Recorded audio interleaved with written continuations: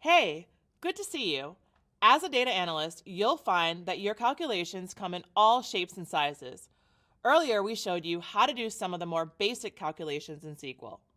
While basic calculations are great, sometimes you'll need to group data before completing calculations. The group by and order by commands help you do this. These commands are usually paired with aggregate functions like sum or count. We'll show you how you can use these commands and functions to calculate and summarize data from groups of rows in a table. Let's explore the group by command first. Group by is a command that groups rows that have the same values from a table into summary rows. The group by command is used with select statements. In a basic select from or select from where query, group by comes at the end of the query. All right, let's try using group by.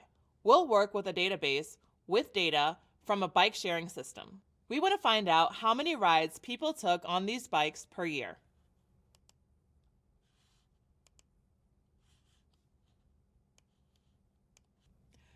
This data has several columns, but for this task, we only need the start time column.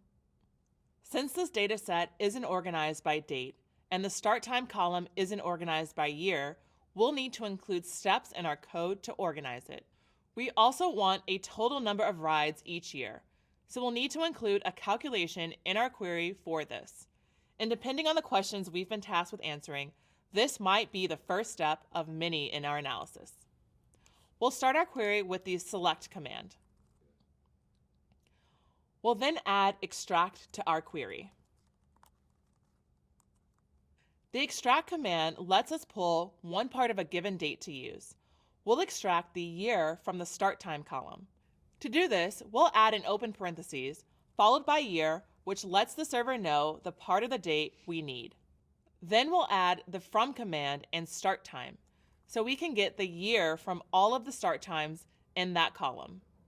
We'll close the parentheses and then use as and the word year to name the column we're creating. On the next line of the query, we'll use the aggregate function count followed by an asterisk in parentheses. This will count the bike rides in the start time column. Using the asterisk, make sure that all the start times are counted in the data. Then we'll name our column number of rides with underscores between each word instead of spaces. We'll add from in the database we're pulling on the next line. In this case, that's BigQuery-public-data new_york.citybike_trip. And here's our group by command. We'll use this to group the data by year. So we'll type group by followed by year. We can further organize our results by using the order by command. Adding this after group by orders the results. We'll add year to order the data by year. It's good to note that by default, order by sorts data in ascending order. Now we can run our query to get the results. The years are ordered starting with 2013 and ending with 2016. If we want to change this to descending order, we can add the keyword DESC to the end of the query and run it again. But whichever order you use, the group by and order by commands are great for helping us complete and organize a calculation for our analysis. This is one way to include calculations when aggregating data.